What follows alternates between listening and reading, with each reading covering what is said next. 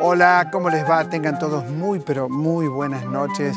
El gusto de reencontrarnos todos los domingos para hacer otra trama.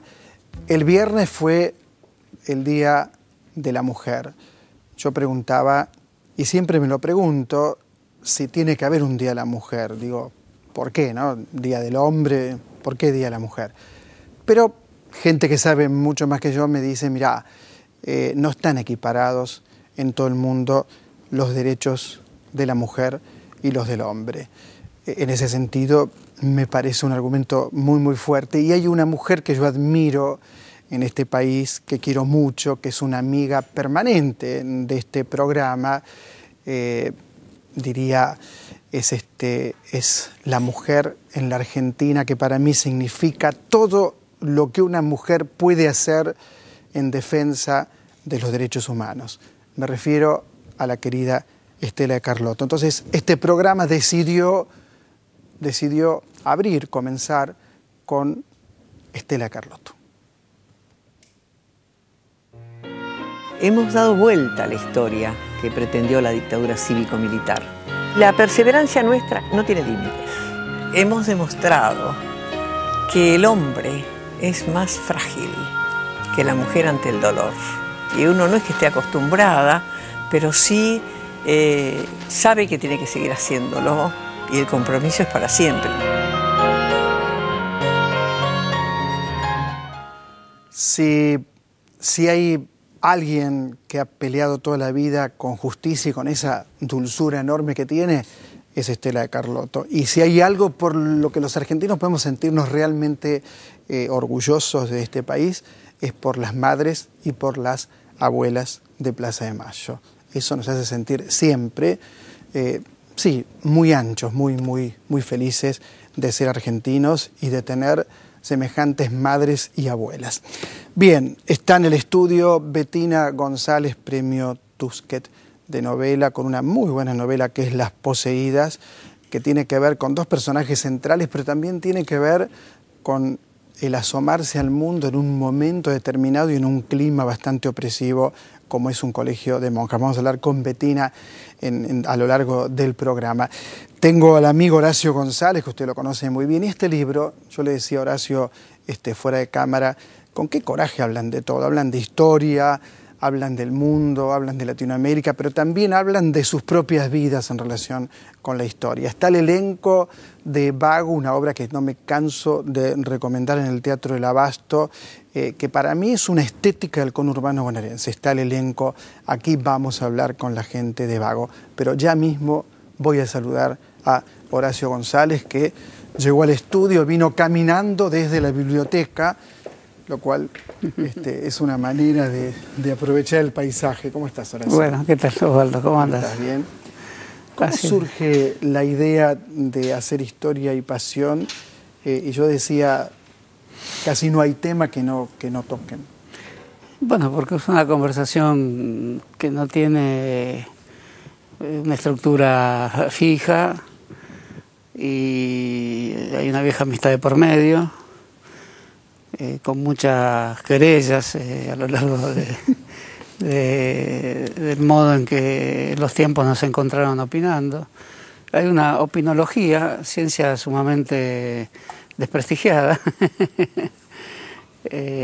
pero fundada en episodios que compartimos con José Pablo y que decidimos, charlando un poco en broma, que tuvieran forma de libro, pero esto no es fácil de decirlo ni es fácil de aceptar también, que dos personas supongan, imaginen, tengan la vanidad, o como se llame, de proponerse como autores de un libro en común donde cuenten, a veces sin pudor, algunos episodios de su vida y presuponiendo que deben interesar, puesto que también tendrían que ver con la situación histórica que atravesó el país en los últimos tiempos. De modo que es un libro sobre sentimientos que tienen una presencia interna en la trama histórico-política argentina. Por ejemplo, el miedo, la inocencia del barrio, la supuesta inocencia del barrio. Vos no hablás muy bien del barrio, no tenés buenos recuerdos del yo barrio. tengo la tentación de hablar mal de todo, pero justamente el libro también trata de eso, una especie de resguardo y trabajo personal para no ser tan condenatorio, porque ser condenatorio con los momentos que atravesaste en conjunto con otras personas es también ser implacable con uno mismo, y tampoco me es grata esa ciencia de condenar todo lo que uno hizo. Pero no sé, José Pablo, él creo que menos que yo, pero yo estoy en un estado de observación permanente de lo que hice en los ambientes políticos y culturales en lo que estuve, que esos fueron siempre paralelos a la gran historia. Eso también es una característica del libro. Ni José Pablo ni yo fuimos en los años de las luchas insurreccionales, de la militancia estudiantil. En fin, fuimos personajes laterales, digamos así. Y desde el punto de vista, del grave punto de vista de cómo observa el Estado en su máscara más terrible, fuimos perejiles también en aquellos años. Esta expresión es muy fea, ¿no? Intelectuales potentes, muy fuertes. Bueno, esa es otra discusión entonces, Osvaldo. ¿Qué es ser intelectual? La palabra tiene una fortísima carga peyorativa que, por un lado, a uno le gustaría descartar un poco, pero también es necesario admitir que la tradición intelectual argentina y la condición intelectual es, con justa razón, muchas veces observada como un lugar que tendría que tener más solidez o más sensibilidad hacia el mundo histórico. Entonces ese es el... Y después sí es que la palabra vale también, ¿no? Si vale la palabra cómo está escrita en nuestra lengua, en nuestra jerga y en nuestros prejuicios. Yo sigo defendiéndola un poco, pero me parece que hay que disolverla en las prácticas reales de la vida, ¿no? Me impactó la crítica a la violencia que hacen los dos. Coinciden los dos en una crítica a la violencia que llega incluso a una crítica a las formas de buscar justicia de líderes como el Che Guevara, por ejemplo. ¿Cómo lo ves? ¿Cómo pensás vos la violencia que marcó parte de tu vida intelectual, ¿no es cierto? Bueno, ahora con una suerte de piadosa distancia, de amarga lejanía, la pienso así, pero eso fue un motivo de mis diferencias con José en años pasados. Él había escrito La sangre derramada, que era una dura crítica a la decisión que tomaron miles de personas de pasar un límite que no usualmente se pasa. A mí me gustaría seguir pensando ese tema, porque yo intenté hacer ese pasaje, no tuve esa crítica como un a priori, y de algún modo soy un fracasado de ese pasaje, que era un pasaje hacia el fracaso también. Entonces ese es un poco el tema de varios tramos de la conversación, ¿no? Yo tengo una especie de pudor para criticar esa decisión que tomaron miles de personas, que considero equivocada, pero considero que ahora es muy fácil decirla equivocada. Entonces esa compleja situación del juicio hacia la lucha armada de aquellos años me inhibe de tener una teoría adversa a la lucha armada, si bien ni la practiqué ni estoy de acuerdo. Pero el no estar de acuerdo tiene esa especie de consistencia extraña que me hace ser un personaje, en fin, ambiguo respecto. José tiene menos ambigüedades, ¿no? José parece más sartreano que vos, digo más sartreano en el sentido de pensar en un sujeto fuerte, en un sujeto que decide, sí, en un sujeto que actúa sobre la realidad. ¿Cómo lo ves vos? Bueno, José es uno de los grandes lectores de Sartre en Argentina. Tenés que incorporar ahí a Sebrelli, a Mazota, a Viñas, aunque Viñas es un tipo de lector que muy cabrón, digamos así, ¿no? Sabes bien que mi amistad con Viñas, así que lo digo con toda amistad, en el sentido de que no quería reconocer lo que leía, ¿no? Le daba bronca tener que leer. Cuando hizo la revista de Sartre en París, en su exilio, que hizo un número de Tiempos Modernos, es la única vez en su vida que reconoció que era sartreano, pero que si le decía sartreano a Viñas se moría, como si le dijeras cualquier cosa que implicara una identidad. Es huidizo de las identidades. A mí también me gusta hacer eso, pero es cierto que también digamos, acepto la fuerte relación que tiene José con Sartre. Yo lo he leído menos, pero nunca se puede hacer esa mensura de cuánto lees, cuánto no lees. Lo cierto es que Sartre me sigue gustando. Me sigue gustando mucho, me parece un modelo de preocupación político-histórica que hoy faltaría, ¿no? Pero después, mi programa de lecturas fue totalmente errático como lo es ahora. Entonces uno tiene cierta tentación de cautivarse por modelos de lectura que incluso están sostenidos por las grandes editoriales, los grandes poderes mundiales incluso. Entonces, si uno piensa en el intelectual argentino, es una figura muy frágil, una hoja en la tormenta, digamos. Tuvo sus estaciones de las cuales Mazzotta se burló bastante, aunque él las hizo, que primero venía Sartre, después Merleau-Ponty, después venía Lacan, como las estaciones de un subterráneo. Mazzotta trae Lacan a la Argentina. Claro, el pensamiento Lacan lo trae Mazzotta. Y en la Argentina hay un cierto prestigio al que trajo algo por primera vez. Pero tiene un libro estupendo que es el de Roberto Ar. Para mí es el mejor Mazzotta, sí, para mí es esto mismo que estamos diciendo te condena con tu público lacaniano, ¿no? ¿Por qué? Y porque nadie que siga el Mazzotta del tramo lacaniano piensa que el libro sobre Roberto Ar es lo mejor que he escrito. Yo lo pienso. Te cuento que vivo rodeado de lacanianos, empezando por mi mujer. Pero vivo rodeado de lacanianos. No se puede no vivir rodeado de lacanianos. Y eso está bien, porque el lacanismo para mí es muy interesante. Es otra de las estaciones de las cuales habrá que seguir de largo, donde aparece el drama del lenguaje pensado como entidad misma productora de un sujeto. Entonces en eso a mí también me interesa. Pero después llegó Foucault y nos hicimos Foucaultianos, después llegó Agamben y nos hicimos agambenianos. Después llegó Roland Barthes y nos hicimos marcianos. Inevitablemente, y con cierta simpatía y cierta fatalidad. Entonces también y los intelectuales de la generación de Echeverría, lo mismo, se hicieron saint-simonianos. Solo en muy pocos grandes núcleos de la vida intelectual argentina, como con Martínez Estrada, aparece y con Viñas también, aunque aparece esta protesta, digo, no hagamos esto, pero ¿hacer qué entonces? Declaremos la independencia intelectual y que es una independencia de los ciclos bibliográficos que instalan las editoriales, que instalan los suplementos dominicales, que instalan, en fin, poderes culturales de la globalización. Y eso yo sigo pensando es un programa interesante. Y creo que los intelectuales argentinos tienen un poco ese resorte de que son los primeros en Latinoamérica que tienen una recepción amigable hacia todas las grandes novedades de la vida intelectual. ¿Cómo no leer a Derrida realmente, o a Heidegger, son los grandes filósofos de la época? Pero al mismo tiempo, ¿cómo no establecer una distancia que supone que hay que construir tradiciones nacionales críticas, no ajenas a la vida universal, pero que tengan una lógica de cierta autonomía cultural, ¿no?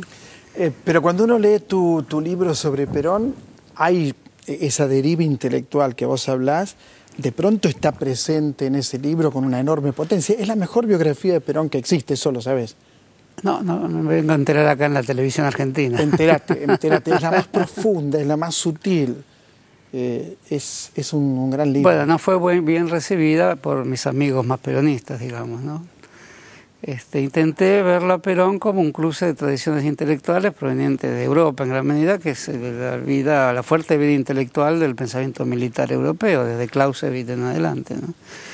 Pero hay otros libros que tratan este tema con gran agudeza también. Y después intenté ver la tragedia de John William Cook, que me parece otro modelo intelectual argentino, que tiene el toquecito de la generación del 37, es decir, el del lamento de Echeverría. Hubiéramos podido ser buenos médicos, buenos abogados, buenos padres de familia, y sin embargo tuvimos que tomar las armas. Ese desgarramiento me parece más interesante que el militante armado que sabe que siempre va a ser un militante armado. Me parece interesante tener una aflicción personal por tener que hacer eso. Por ejemplo, en algún momento en Walsh apareció, pero al final había y en Guevara no, porque a pesar de que en sus cuentos ve con aflicción el tema de la lucha armada, cuando tiene que optar entre el maletín de médico y un fusil, después elabora la teoría de que el hombre perfecto, el nuevo hombre o el hombre superior, o el graduarse de hombre es el hombre armado. La tradición argentina, me parece, que es la de Echeverría hasta Cook, John William Cook. que fue un gran marxista, un refinado marxista, es siento tener que hacer esto no me gustaría hacerlo, mi vida tendría que ser la de un buen médico, un buen escritor, un buen profesor de fenomenología en la universidad, pero ahora tengo que hacer esto porque las circunstancias del mundo y la injusticia que repruebo me lo obligan. El hombre armado como un hombre afligido me parece más interesante a mí, ¿no? ¿Y Sarmiento? Bueno, Sarmiento tiene tantas vetas, dirá para comparar absurdamente con un personaje de nuestra época, tiene tantas como Chávez. Lo único que le faltó fue ser beisbolista. Claro. Y tiene muchas, porque el interés de Sarmiento es el disparate interno, que es su obra que le da un toque de genialidad, ¿no? Hay un disparate en el sentido de una gran escritura, una preocupación por la ciencia, una arbitrariedad permanente, todos sus juicios son arbitrarios, sanciones políticos militares sobre procesos populares muy reprobables, y sin embargo todo eso junto, no hay ningún argentino que no te diga, y sí, pero entonces tenía esto otro, el que te remarca. No hay una prosa en el siglo XIX mejor que la de Sarmiento, en mi opinión, es una opinión discutible. Y es el folletín, además, porque es un gran folletinero, el Facundo tiene la estructura del folletín, y ninguno escribió un folletín como lo escribió Sarmiento. Todos los capítulos terminan en un hecho de sangre, el que comienza en otro hecho de sangre, es mantener al lector en un estado de locura. Pero además la escritura, ¿no? Vos fíjate que hay 50 tomos más o menos de obras completas de Sarmiento, y me decían en San Juan que había material para 50 tomos más. Es decir, y me contaban, y vos lo sabrás mejor que yo, que escribía todo el tiempo. Dormía con un tintero al lado de la cama, se despertaba y escribía. Esa escritura, sí, como que el cuerpo de Sarmiento estuviera también muy fuerte y muy presente en la escritura, como que ahí estuviera Sarmiento, me parece. Sí, y además era un formidable autor de injuria. Para mí una pieza mayor que tiene una actualidad total hoy en Argentina es la polémica con Alberdi, que es sobre la prensa. Alberdi es casi un ingenuo, lo de Sarmiento, gran escritor también. Es un sociólogo, que es como un pensamiento más encajonado, hecho muy bien por Alberdi, que además antes de ser sociólogo fue algo mucho más interesante, que es un cronista de modas, ¿no? Y antes algo más interesante aún, alguien que intentó una filosofía vinculada a la discusión argentina, que se llamó filosofía del derecho, ¿no? Principios de la filosofía del derecho, y tenía 25 años, 26 años. Pero en la polémica, después de Caído Rosa, sobre la prensa, es de absoluta actualidad. La prensa está relacionada con la vida militar, es un capítulo interno de las armas, y cuando vencen las armas, la prensa debe cesar su tarea, que es la teoría de Alberdi frente a Caseros. Ya triunfamos. Basta de hacer periodismo faccioso. Basta de creer que el mundo lo dirige un periodista. Y Sarmiento sostiene esa idea, ¿no? Al escribir estamos ordenando el mundo en forma superior a como lo ordenaría otra fuerza, por ejemplo una fuerza militar. Es una polémica larguísima y que tiene como centro algo de absoluta actualidad, la relación entre las armas y las letras, muy antiguo, que está en el Quijote, y muy moderno. Y Sarmiento dice, el periodismo tiene la guerra dentro y es superior al hecho fáctico de la guerra. Alberdi dice, si ya ganamos, incluso ganamos con gauchos, con los gauchos que usted desprecia, ¿por qué seguir con esa prensa facciosa, esa prensa de frac? Le dice que en el fondo no es más que facciosa. Y Sarmiento dice, porque la prensa gobernará, porque solo a través de la prensa se construye un orden nacional. A mí me gusta mucho que estés al frente de la Biblioteca Nacional, ¿no? Porque esa tradición de que pensadores estén al frente de la biblioteca, como fue Borges, ¿no es cierto?, como fue Grusat. Ese es un tema que hay que ver también, porque la Biblioteca Nacional es un lugar donde trabajan 600 personas, tiene toda clase de servicios, toda clase es un aparato técnico muy elaborado. Sostener ese edificio, porque Clorindo Testa es un edificio difícil de mantener. Sí, si bien, gigante. No solo gigantesco, sino imagínate, está en medio del viento y la tormenta. Está en un vacío entre la calle Austria y Agüero. Todo abierto, cerca del río. Sí, eso lo hace muy caro. Hay que completarlo ahora con los parasoles que no se llegan a construir.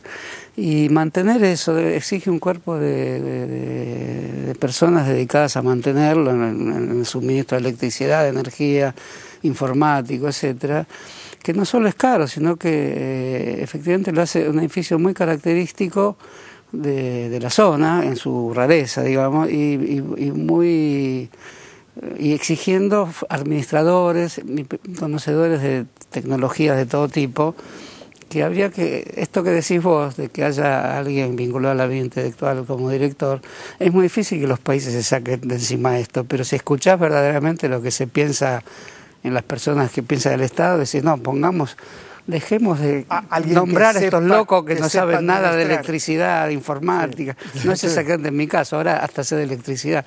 Pero el pensamiento, el inconsciente del Estado dice, saquemos a estos tipos que se la pasan hablando de cosas que no sirven y pongamos un administrador real que sepa hacer la contabilidad, que sepa hacer las relaciones internacionales, o sea, un político. Horacio. Y un político de la vida real. Bueno, eso yo creo que no se va a llegar por una...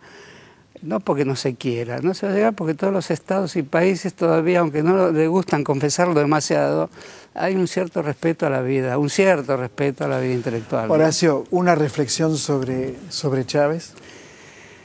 Bueno, era un personaje muy difícil. Yo una vez tuve la oportunidad de conversar con él en Buenos Aires y salí muy asombrado de la versatilidad que tenía. Era una conversación con 5 o 6 personas. Estaba Caparrós, Belgrano Rawson, Alcira Argumedo, este chico de ballet, ahora, Maximiliano Guerra. Alguien le juntó lo que le llamó intelectuales. Y sí. Chávez lo metieron a hablar con lo que le dijeron que eran intelectuales argentinos. Y hizo un discurso formidable donde mezcló todo, como siempre, pero...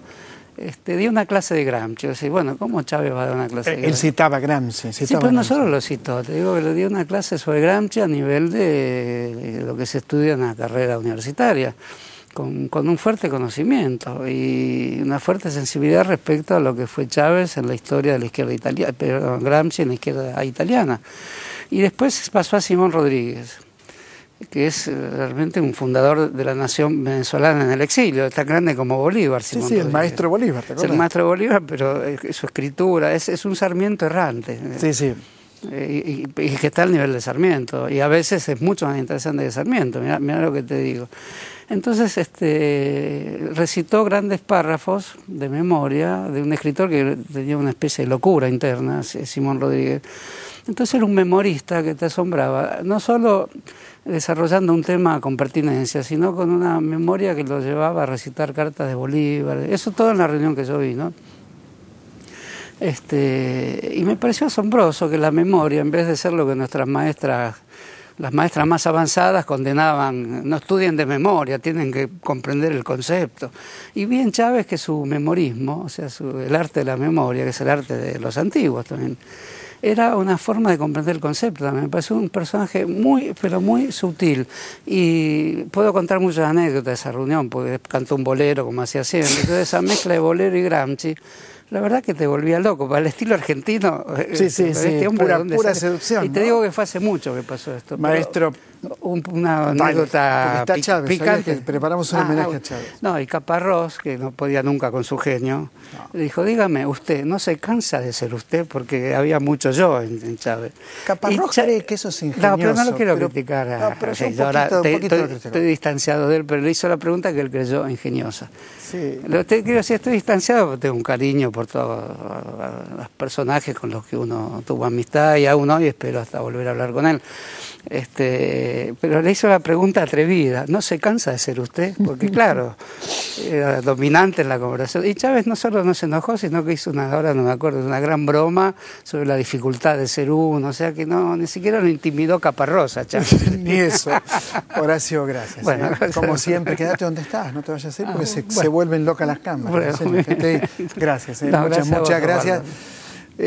Nuestro brevísimo homenaje a un hombre que estuvo cerca de los más humildes, comandante Hugo Chávez.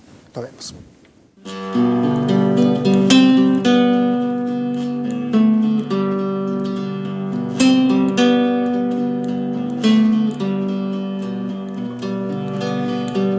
Dicen que han visto al comandante pasando por esta región, que iba delante de su pueblo cantándonos una canción de libertad, de gloria, de libertad.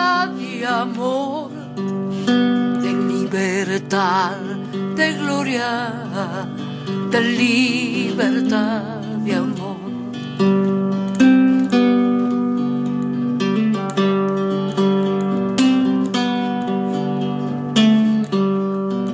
Dicen que lleva las espigas que cosechó el trabajador, que va marcándonos la huella con la firmeza de su voz. De libertad, de gloria, de libertad y amor, de libertad, de gloria, de libertad y amor.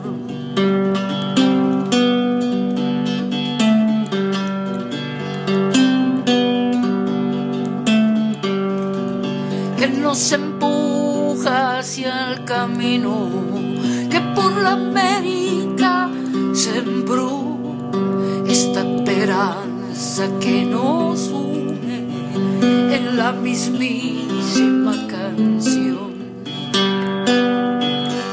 De libertad, de gloria, de libertad y amor, de libertad, de gloria, de libertad.